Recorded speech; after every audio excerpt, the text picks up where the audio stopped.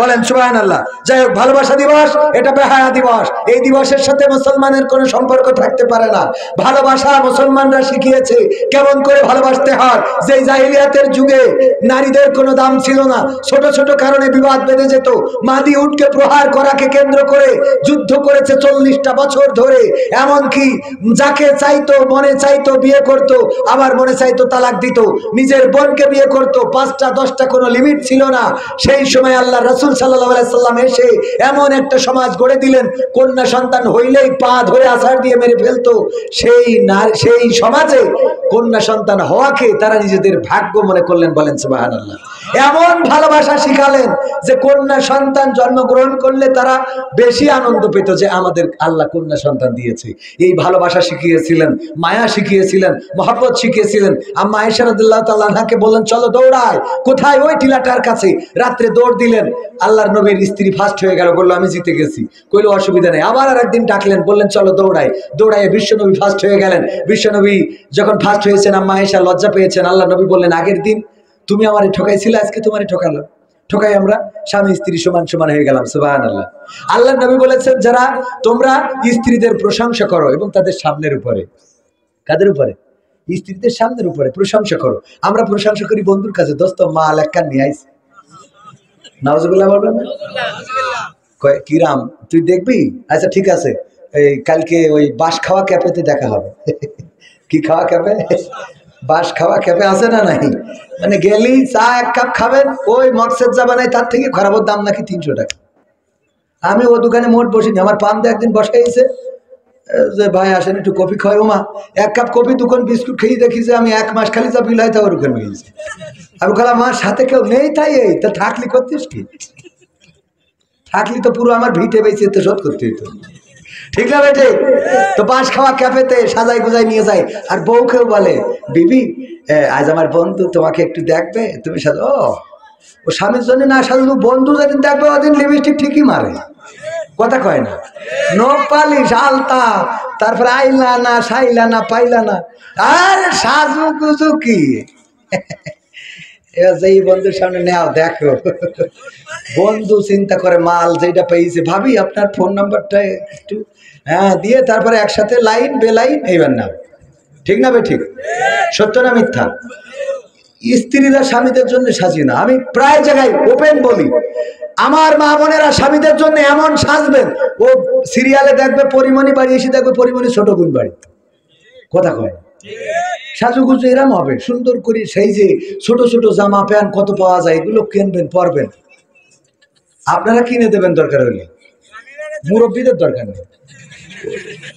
ইয়াংরা এইগুলো যখন করবেন তখন ওরা আর ওই যে সিনেমার নায়িকা দেখবে না। নায়িকা যদি বাড়ি থাকে দেখবে, কথা কয় না।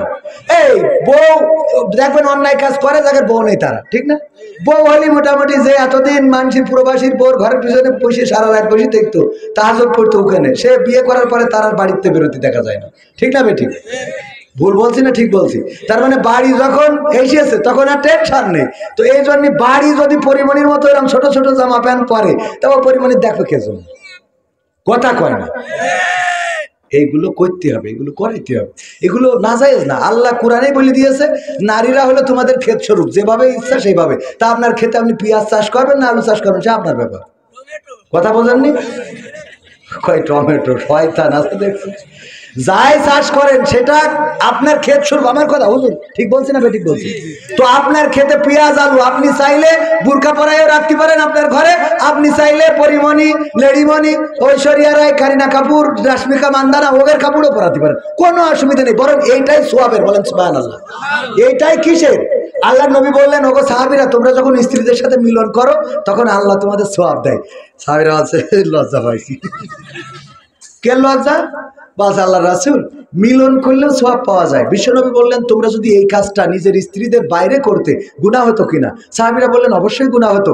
বিশ্বনবী বললেন, যেই কাজ বাইরে করলে গুনাহ হয় সেই কাজ যেখানে জায়েজ সেখানে করলে সওয়াব হয়। সুবহানাল্লাহ। তো সুতরাং পরিমণির ছোট জামা দেখলে যেমন গুনাহ হয়, আপনি আপনার বোন ছোট জামা পরাই দেখলে সওয়াব হবে। সুবহানাল্লাহ। এই সওয়াব করার দরকার আছে না নাই? আজকের থেকে শুরু, তাই বলে যাকে বোনে ওরা শুরু করি না। মনে থাকবে। ভালোবাসা তাহলে কোথায়? ইসলামে। ইসলামের সৌন্দর্য এই ভালোবাসা। আল্লামা সাঈদী মৃত্যুর ঘটনা, কবর খননের কাজ সম্পূর্ণ হওয়ার সেই করুণ ঘটনা শুনতে চাই। আল্লামা সাঈদী কি শহীদ হয়েছেন? কিছু বিএনপি নেতারা এ বিষয়ে বলাবলি করছে, কিছু বলেন। বাবারে, এই ডাইরেক্ট বিএনপি নেতা, জামাত নেতা, আওয়ামী লীগ নেতা এটা বলার কোনো দরকার নাই, এক নম্বর কথা।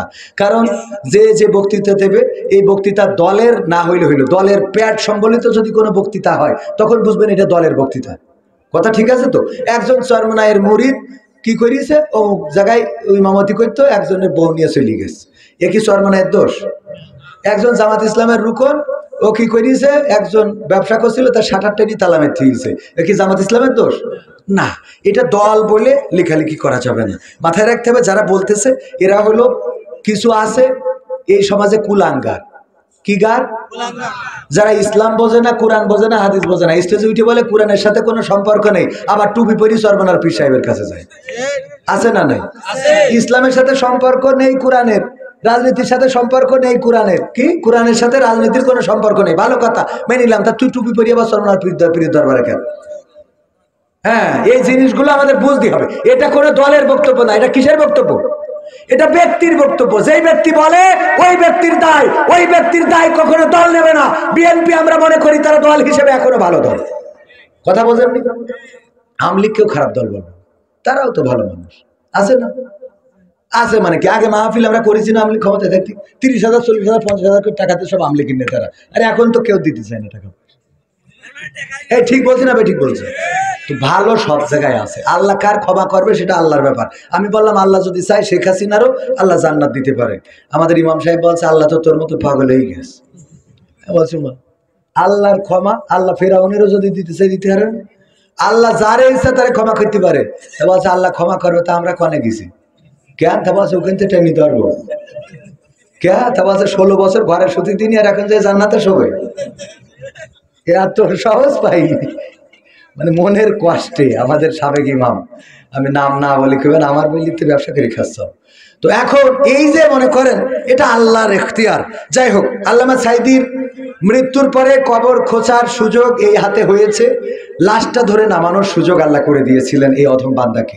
তার মৃত্যুর দিন জানা যায় যত মানুষ হয়েছে, এত মানুষ একজনের জনসভায় যদি ওই নায়িকা গায়িকা নিয়ে আসে তাও হবে। জানাজায় যত হয়েছে মানুষ জীবনের রিস্ক নিয়ে সেই জানাজায় গিয়েছে ওই সময়। এই মানুষটার অনেক ঘটনা, সব বলবো না। আমি বলবো এই মানুষকে নিয়ে যারা বাজে কথা, বাজে মন্তব্য করছেন, আমি বলবো তারা ওই তাদের দোসর যারা আল্লামা সাঈদীর এই বাংলার জমিনে রাখতে চায় না। ওরা তাদের সুরে কথা বলে। আমার তো মনে হয় মাঝে মাঝে মনে করি শয়তান কিছু দায়িত্ব কিছু মানুষের পরে দিয়ে নিজে বাড়ি চলে যায়, যে তোর পরে দায়িত্ব। যেরকম এখন জিকির উঠেছে,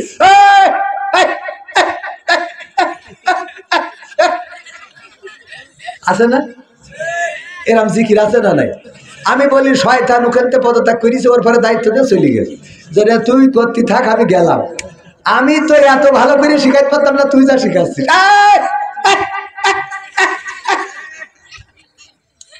আছে না নাই? শয়তান এত কায়দা করে শিখাতে পারে, ও প্র্যাকটিক্যালে যা শিখাইলো। তো এই জন্যই শয়তান কিছু, তো আমাদের যারা চলে গেছে তারা কিছু দায়িত্ব আল্লাহর ওলিগের পরে দিয়ে চলে গেছে। কয় কি? যে আমরা গণতন্ত্রে বিশ্বাসী, সুতরাং সব দলের মিছিল মিটিং করার অধিকার আছে। হরতাল ডাকছে ফেব্রুয়ারিতে, কোনো অসুবিধা নেই, আমরা এটার পক্ষে। আমি কই ভালো কথা, তা তোদের নেত্রীর বাড়ির সামনে ট্রাক দিয়ে রাখলো, এই ট্রাকটা সরাতে পারলি না, সরাতে দিলে না, তখন গণতন্ত্র কোনে ছিল? কথা কয় না। বেগম খালেদা জিয়া অসুস্থ, তার চিকিৎসার দরকার, বাইরে নিতে হবে। এই বৃদ্ধ বয়সে মাত্র 2 কোটি টাকার মিথ্যা মামলা দিয়ে তাকে রিমান্ডে নির্যাতন করা হলো, জেলে রাখা হলো, তার চিকিৎসা পর্যন্ত করাতে দেওয়া হয় নাই, বিদেশে নিতে দেওয়া হয় নাই, গৃহবন্দী করে রাখা হলো। তখন গণতন্ত্র কোথায় ছিল? তখন তোমাদের গণতন্ত্রের কথা মনে পড়ে নাই? যখন বালুর ট্রাক সামনে দিয়ে রেখে বেগম জিয়াকে বের হতে দেয় নাই, তখন গণতন্ত্রের কথা মনে পড়ে নাই? যখন তারেক জিয়াকে রিমান্ডে নিয়ে নির্যাতন করে বাইরে পাঠিয়ে দিয়েছে, এই বাংলাদেশে স্বাধীনতার মহান ঘোষক প্রেসিডেন্ট জিয়াউরের সন্তান হয়েও আসতে পারে নাই, তখন তোমাদের গণতন্ত্র কোথায় ছিল? তখন গণতন্ত্র মনে পড়ে নাই। তোমাদের দলের কথা বললাম, আমাদের দলের কথা বললে তো পুরো রাত পার হয়ে যাবে। কথা কয় না, ঠিক না বেঠিক? আমরা কোন দলের বিরুদ্ধে না, তবে মাথায় রাখতে হবে 16টা বছর আমাদের যেভাবে দেশ চালাইছেন, অন্তত 16টা মাস ঠান্ডা থাকে। কথা কয় না, অন্তত 16টা মাস সবাই মিলে ঠান্ডা থাকেন। আবার বিএনপিরা নির্যাতন চাচ্ছেন, নির্যাতন না, নির্বাচন চাচ্ছেন, ভালো কথা, আমরাও তো নির্বাচন চাই। 16 বছর যেহেতু ভোট হয় নাই, তা 16টা মাস কি অপেক্ষা করা যায়? তো 16 মাস, 6 মাসও তো হতে দিচ্ছেন। আমার কথা যদি ভুল হয় তাহলে বলেন হুজুর ভুল বলছেন। 16 বছর ধরে মায়ের খালেন, কুপান খালেন, জেলে গেলেন, রিমান্ডে গেলেন, গুম হলেন, ইলিয়াসের এখনো পাওয়া গেল না, সব মেনে নিতে পারলেন। আর এখন ডক্টর ইউনূস আসার পরে 16 মাস তো দূরের কথা, 6টা মাসও তো পার হতে দিচ্ছেন না। খালি এই করে দাও, ওই করে দাও, এই করে দাও, তা করে দাও, এত করে দিতে হবে কেন? এক একদিন এক এক লিগ যেই দাঁড়াচ্ছে। এখন আবার পুলিশ লিগ যেইতে আন্দোলন করতেছে, আমরা চাকরি ফেরত চাই। তোকে তো চাকরি দিয়ে হবে, তোরা বাড়িতে চলে গেলি কেন? কথা কয় না। 5 তারিখে তোরা থানায় আসিস নি কেন? 6 তারিখতে তোদের থানায় পাওয়া যায়নি কেন? নিশ্চয় কোনো অপরাধ ছিল। অপরাধ না থাকলে থানা ছাড়লি কেন? থানা ছাড়িছিস, চাকরি চলে গেছে, এখন আবার কান্দিস কেন? এই কোটারে সব ধরি ফাঁসির তীর ঝুলাইতে হবে। সিরিয়ায় যেমন আসাদের পক্ষের যারা, তাদের যেমন ধরছে আর ফাঁসি দিচ্ছে, ওইভাবে কিছু ধরে ডাইরেক্ট টাঙাই দিতে হবে। কারণ রাজনীতি অনেকেই করিনি, রাজনীতির অপব্যবহার করেছে, আছে না নাই? পুলিশের দায়িত্ব জনগণের নিরাপত্তা দেওয়া। ওরা গুলি করি বলে যে স্যার যেইটারে মারি ওইটাই মারে, আর একটা মরে না, কইছে না কয় নাই? তো তুমি পুলিশ, তোমার দায়িত্ব জনগণের জানমাল রক্ষা করা। তুমি হয়ে গেছো জনগণের বুকের উপরে।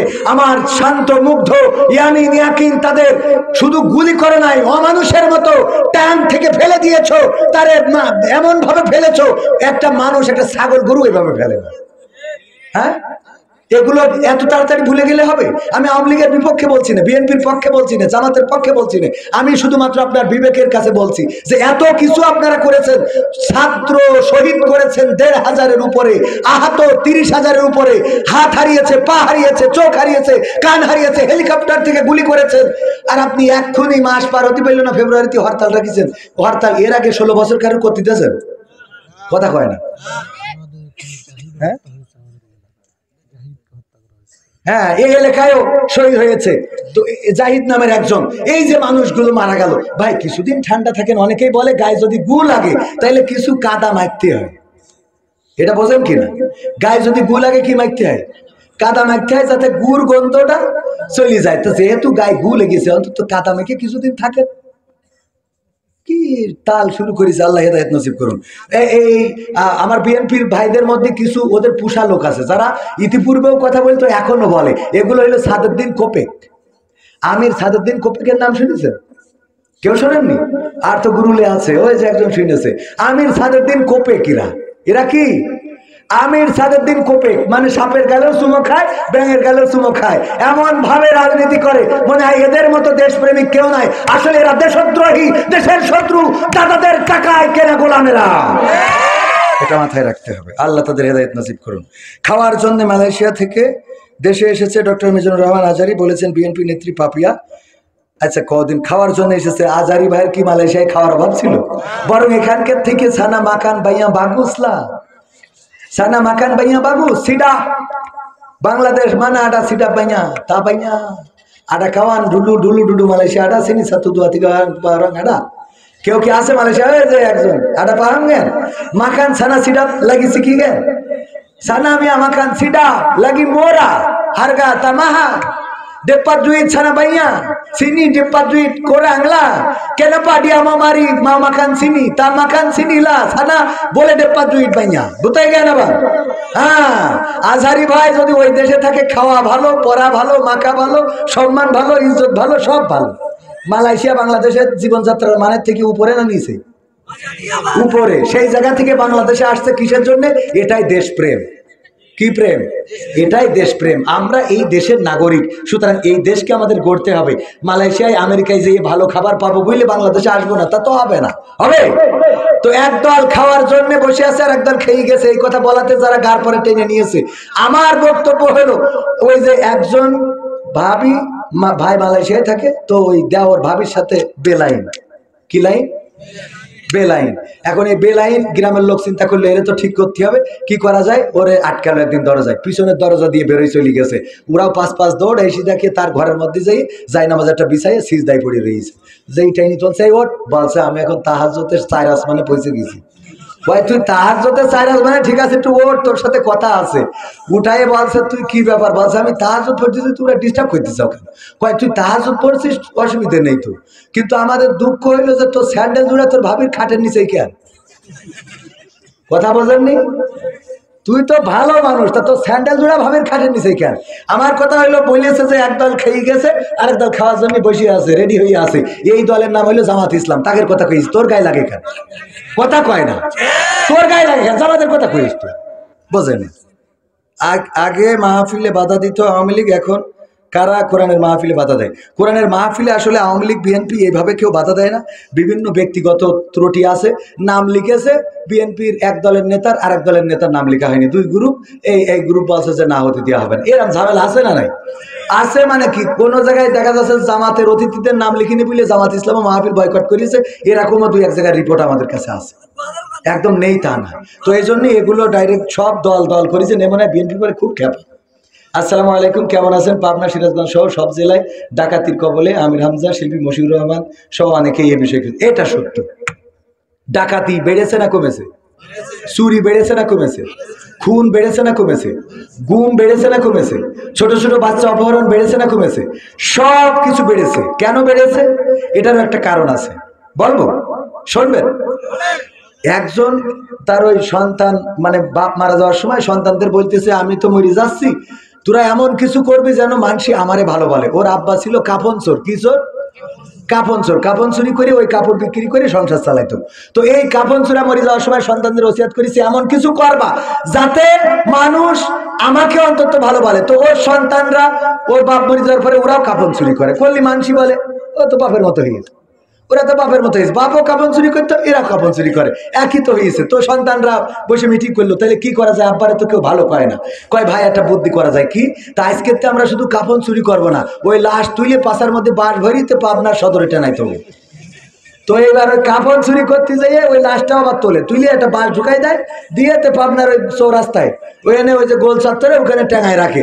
মানসি বলা বলি শুরু করলো, এর থেকে তো ওদের আব্বা ভালো ছিল। কথা বলেননি? এর থেকে তো ওদের আব্বা ভালো ছিল, যে খালি কাপড় চুরি করতে, এরা তো ডাইরেক্ট লাশে বাঁশ দিয়ে তো টানাইতে হচ্ছে। তাহলে আব্বার ভালো বললো কি না? তো এখন চুরি, ছিনতাই, খুন, গুম, অপহরণ বেড়েছে, কারণ মানুষ যেন বলতে পারে আগেই তো ভালো ছিলাম। কথা কি বোঝা গেছে? উত্তর শেষ। আসসালামু আলাইকুম। আজহারির বক্তব্য শুনে কিছু বিএনপি নেতারা ক্ষিপ্ত করে, ও উত্তর দেব না। আসসালামু আলাইকুম হুজুর, আপনার জালসায় বাধা দেয় এখনকার সময় কারা বাধা দেয় একটু বলবেন? আমার জলসায় খুব বেশি বাধা দেয় না, কারণ আমি বলি যে আমার বাধা একদম দেয় না তা না, দু এক জায়গায় জুতো মতো থুয়ে হাঁটা দিতে হয়েছে। আপনার পাবনায়ও আমার নামতি হলো স্টেজতে, এটা হয়। মূল কথা হলো যারা বাধা দেয় ওরা ওই আগা মাথা কিছু শোনে না। একজন ওই যে মাঝে মাঝে উদাহরণ দিতে যে বলি, হুজুর কালেকশন করতেছে, বাবারা 50,000 টাকা দেওয়ার মতো কেউ কি আছেন? তো একজন এসে এরা আছে না শ্রোতা, হুজুর কালেকশন 50,000 টাকা যদি দেন মায়ের জন্য দোয়া করবো, বাবার জন্য দোয়া করবো। বাবা রে 50,000 টাকা আল্লাহর ঘরে দেবেন এমন কেউ থাকলে হাত উঁচু করেন। কেউ হাত উঁচু করে না, করে না, করে না, করে না। এবার হুজুর হয়ে গেছে রাগ, গরম দেওয়া শুরু, এই 50,000 টাকা দেওয়ার মতো একজনও কি নাই, হাত উঁচু করেন। তো ওই যে ঘুমিয়ে পড়িল, হাত উঁচু করেন খালি শুনতে পেয়েছে, আগে যে কি কি বলিস ওইটা শুনতে। নাম কি? ওবায়দুল কাদের। আল্লাহ ওবায়দুল কাদের 50,000 টাকা, নারায়ে তাকবীর। আল্লাহ 50,000 টাকা দিল মসজিদের জন্য, কবুল করে নাও আল্লাহ, তুমি তার জান্নাতের বাসিন্দা বানায় দাও। মা বাপ, দাদা দাদি, নানা নানি, 14 গোষ্ঠী যারা কবরে, আল্লাহ তুমি জান্নাতুল ফেরদাউস নসিব করে দাও। ও আচ্ছা আল্লাহ, আমার তো এক প্যাকেট বিড়ি কেনার টাকাও নেই। হুজুর তো 50,000 টাকা দোয়া করে দিলে, আমার তো বিড়ি কেনার টাকাও নেই। পরের দিন আমাদের সুপারের কাছে গেছে, সুপারের কাছে যেই বলতেছে, হুজুর আমি তো একটা বিপদে পড়ে গেছি হুজুর। কি বিপদ? কালকে মাহফিল হচ্ছিল, ওখানে হুজুর কালেকশন করছে, আমি তো ক্লান্ত ছিলাম, ঘুমায় পড়েছি। হঠাৎ শুনলাম খালি হাত উঁচু করেন, তো আমি ঘুমিতে উঠে হাত উঁচু করেছি, এর বাইরে কিছু জানি না। হঠাৎ দেখে হুজুর দোয়া করছে যে 50,000 টাকা, নাম কি বললাম, ওবায়দুল কাদের, আমার নামে দোয়া করে দিলে। তা আমার তো বিড়ি কেনার টাকাও নেই হুজুর। তো বলছে অসুবিধা নেই, এটা তো ভুল ক্রমে হয়ে গেছে, ও তোমার দেয়া লাগবে না। তো বলছে দেয়া লাগবে না, এটা তো বললেন, এতে তো মিটে গেল না কেন? তো বলছে হুজুর দোয়া করতে করতে আমার মা বাপ, নানা নানি, দাদা দাদি, 14 গোষ্ঠী সব জান্নাতে দিয়ে দিয়েছে। এখন আমি এই টাকা না দিতে পারলে ওদেরকে আবার ফেরত এনে জাহান্নামে রাখতো কিনা, এইটারই আমি টেনশনে পড়েছি। আমার যা হয় হোক। কথা কি বোঝা গেছে? মানে আগের লাইন না শুনে পরের লাইন শুনে হাত উঁচু করলে হবে না। মূল আলোচনা পুরো 2 ঘন্টা আমি কথা বলতে চাই। যত জায়গায় দাওয়াত নিয়ে আমি বলি 2 ঘন্টা আলোচনা করব, এবং এই 2 ঘন্টা আলোচনা পুরাটাই শুনবেন। তাইলে দেখবেন একটাও আপনার গায়ে পড়েনি, আবার একটাও আপনার গার বাইরেও পড়েনি। কথা বলেননি? পুরাটা আমার বিরুদ্ধেও যাবে। আমার বিরুদ্ধে যাবে না? আমি কন্ট্যাক্ট করি টাকা নিয়ে, তারপরে মাহফিলে আইছি, এই ওয়াজ আমি যদি করি তা আমার বিরুদ্ধে গেল না? প্রথমেই তো আমার বিরুদ্ধে দিয়ে ওয়াজ করেছি যে এখানে আমি আইছি টাকার জন্য, খাওয়ার জন্য, আপনারা আইছেন আল্লাহর জন্য, বলেছেন আমার বিরুদ্ধে। কথা কয় না, মনে আছে কিনা আপনাদের? তার মানে হক কথা বললে সেটা আমারও বিরুদ্ধে যাবে। আমরা বুঝি না, আমার বিরুদ্ধে আমি কথা বলি। হ্যাঁ হুজুর গজল কর। তো টাইম শেষ। আজকে আমার আলোচনা যেভাবে আপনারা বলিলেন সেভাবে কি আলোচনা হয়েছে? কোন রকম সাইড সুইট মারিনি কিন্তু। এখন এই গজল, এই যে একটা বাবারে, আজ এখানে আসার পরে আমি শুনলাম যে এখানে আলোচনা করতে হয়, শুধু ওয়াজ করতে হয়। তো ওয়াজের আমি যেটা করতে চাইলাম, সূরা বাকারার 28 নম্বর আয়াত তেলাওয়াত করেছি, মনে আছে আপনাদের? এইটার পরে একটু আলোচনা করতে চাইছিলাম, কিন্তু দেখছি যে ঘড়িতে সে আমার তো টাইম পার হয়ে 12টায় শেষ করার কথা, 12:30 হয়ে যাবে। এতে কখন টাইম চলে গেল টেরও পাইনি। তো যাই হোক, আপনাদের ভালো লেগেছে, আপনাদের আন্তরিকতা ভালো লেগেছে, মহব্বত ভালো লেগেছে, মা বোনেরা আছে পর্দার অন্তরালে, সবাইকে ইসলামের জন্য ভালোবাসি। একটা গজল অন্তত শোনায় নাকি? হ্যাঁ, প্রবাসীর গজল, ওইটা তো মেলা লম্বা, চিন্তা করবো। কিন্তু তার আগে কোরআন নিয়ে একটা সঙ্গীত শোনাই। আমরা কোরআন শুনতে এসেছি, কোরআন নিয়ে একটা সঙ্গীত শোনাই। কোরআনের সাথে যারা করবে দ্বন্দ্ব, তাদের সাথে কবু হবে না আপোষ। হবে? সে বিএনপির হইলে, আওয়ামী লীগের, জামাতের, জাসদের, হেফাজতের, চরমনার, আল্লাহর, আটরশির, ফুরফুরার, যার পক্ষের হোক না কেন, কোরআনের সাথে দ্বন্দ্ব করলে তার সাথে আপোষ হবে। কোরআনের সাথে যারা করবে দ্বন্দ্ব, তাদের সাথে কবু হবে না আপোষ। জের জুলুম হলেও হবে, জের জুলুম হলেও হবে, বিবেকের কাছে তবু হবে নির্দোষ। আমার রবের কাছে রব নির্দোষ, মহান প্রভুর কাছে রব নির্দোষ। কোরআনের সাথে যারা করবে দ্বন্দ্ব, তাদের সাথে কবু হবে না, কথা কয় না, হবে না আপোষ। কোরআনের কথা যারা বলে যায় আজ, তাদের দমাতে কত ফন্দি, কাউকে ধরে নিয়ে দিয়েছে ফাঁসি, কাউকে রেখেছিল বন্দি। কোরআনের কথা যারা বলে যায় আজ, তাদের দমাতে কত ফন্দি, কাউকে ধরে নিয়ে দিয়েছে ফাঁসি, কাউকে রেখেছিল বন্দি। হক কথা বললেই জ্বলে যায় গা, কোরআনের কথা সইতে পারে না। হক কথা বললেই জ্বলে যায় গা, কোরআনের কথা সইতে পারে না। জানি না তাদের আমাদের পরে কেন এত আক্রোশ। জেল জুলুম হলেও হবে, জেল জুলুম হলেও হবে, বিবেকের কাছে তবু রব নির্দোষ। আমার রবের কাছে রব নির্দোষ, মহান প্রভুর কাছে রব নির্দোষ। কোরআনের সাথে যারা করবে দ্বন্দ্ব, তাদের সাথে কবু হবে না। কোরআনের কথায় আজ বলতে গেলে আসছে বাধা কত ভাবে, কোরআন প্রেমিকেরা হাতে রেখে হাত সামনে এগিয়ে যাবে। দিনের কথায় আজ বলতে গেলে আসছে বাধা কত ভাবে, কোরআন প্রেমিকেরা হাতে রেখে হাত সামনে এগিয়ে যাবে। হক কথা বলতে করি না কো ভয়, জীবনের বিনিময়ে আনব বিজয়। হক কথা বলতে করি না কো ভয়, জীবনের বিনিময়ে আনব বিজয়। বুকে আছে শক্তি, অন্তরে আছে সাহস। সাহস আছে? আছে? আছে মানে কি? খুব সাহস। বলছে তোর জীবনের সাহসী ঘটনা কি? বলছে স্যার একবার সুন্দরবনে গেছিলাম, তারপর যাই দেখি রয়্যাল বেঙ্গল টাইগার শোয়া। তারপরে আমি আস্তে আস্তে আস্তে আস্তে যাইয়ে পিছন থেকে ক্যাচাপ করে লেজ কেটে নিয়ে চলে আসিছি। তো বলছে এই তো সাহসী ঘটনা? বলছে স্যার রয়্যাল বেঙ্গল টাইগারের লেজ কেটে আনা আপনি কি মনে করেন? তা বলছে মাথা বাদ দিয়ে লেজ কাটলে কি দেখি? বলছে মাথা 1 সপ্তাহ আগে কিটা কেটে নিয়ে গেল। মাথা, এই হইল ওর জীবনের সবচেয়ে বড় সাহসী ঘটনা। সহ্য না করি পারা যায়? আপনাদের মধ্যে এরকম সাহস কি না? এর থেকে ভালো সাহস? যদি এত সাহস জীবনে সাহসী ঘটনা যে 1 সপ্তাহ আগে লেজকে মাথা কেটে নিয়ে গেছে, তাই আস্তে আস্তে গেছে। মাথা থাকলেও বাড়ি আসলে ওর বউ কইতো তোর সে লুঙ্গি খুব, ঠিক না বেঠে? এই হলো আমাদের সাহসের অবস্থা। কোরআনের জন্য জীবন দেব, এরা আছে না নাই? আজকে আমি বলি 1952-তে আমরা রক্ত দিয়েছি বলেই ভাষা পেয়েছিলাম, 1971-এ রক্ত দিয়েছি বলে দেশ পেয়েছিলাম, 2024-এ রক্ত দিয়েছি বলে আমরা কথা বলার স্বাধীনতা পেয়েছি। আগামীতে যদি কোরআনের জন্য রক্ত লাগে, কোরআনের জন্য যদি জীবন লাগে, আমরা রক্ত দেব, জীবন দেব, শহীদ হব। রক্তের সাগরে সাঁতার কেটে কেটে একটি রক্তাক্ত বিপ্লবী কালেমার পতাকা বাংলার জমিনে উড়াতে রাজি কারা কারা দেখতে চায়?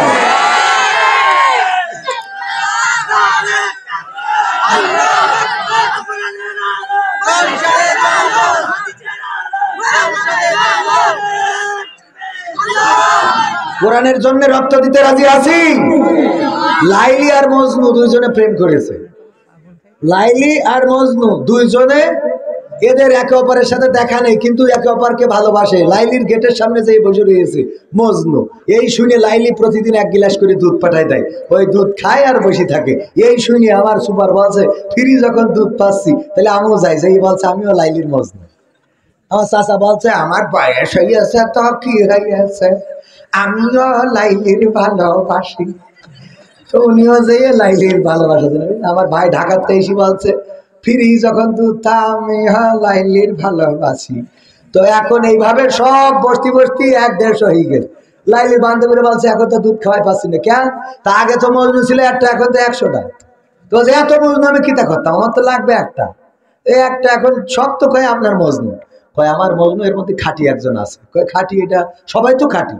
কয় খাঁটি বাছাই করতে হবে। কি করে বাছাই করবো তা তো পারবো না। কয় বাছাই করার একটা রাস্তা আছে। আজকে গিলাস নিয়ে যাবা, কিন্তু খালি বালতি নিয়ে যাবা না, সাথে নিয়ে যাবা একটা কি ছুরি। কি নিয়ে যাবা? ছুরি। আর যে গিলাসে দুধ খাওয়া ওই গিলাসটা খালি নিয়ে যাইয়ে বলবা লাইলি তোমাদের কাছে 1 গিলাস রক্ত চেয়েছে। যে সুপারের ধরিছে, সুপার বলছে আমার মাদ্রাসা চালাইতে হবে, আমি বাড়ি চলে যাচ্ছি। ওনার ধরিছে বাচ্চা বুড়ো বয়সে যদি রক্ত দিই তাহলে তো আমার আবার রক্ত দিতে হবে। ওনার তো এই বুড়ো বয়সে ঢাকায় যিনি ওনার বলতেছে আমি রক্ত দেবো, তা ঢাকায় যাইতে হবে না, আমার কাজ করতে হবে। ভাই বললিছে বাচ্চা আমি হুজুর মানুষ, মেয়ে মানুষের জন্য রক্ত দেওয়া জায়েজ নেই। মানে সব এতদিন দুধ খেয়েছে জায়েজ, ওই রক্ত দেওয়া জায়েজ নেই। যে যা পারে বললে সব হাঁটাতেছে, খালি যেটা মজনু অরিজিনাল ও বলছে দাও গিলাস দাও, ছুরি দাও, ঘেঁষাট করে কেটে গিলাস ভরি দিয়ে দিয়েছে। আসল মজনু পাওয়া গেছে না যায় নাই? তো আমরা কোরআনের জন্য রক্ত দেবো, ইসলামের জন্য জীবন দেব, শহীদ হবো, রাজপথে দাঁড়াবো। তা আসল মজনু আসলে কারা, একটু টেস্ট করার দরকার আছে না? মসজিদে টাইলস লাগাতে হবে। শুনে মসজিদে কি লাগাতে হবে? ভিতরে আগে জায়গায় উঠা যাবে না, আগে ভিতরে যান, তারপরে পরে দিয়েছে পরে হাত লাগান পকেটে, যা আছে দিয়ে দেবেন প্যাকেটে, খুব তাড়াতাড়ি টাইলস লাগাতে হবে। মজনু খালি দুধ খাওয়া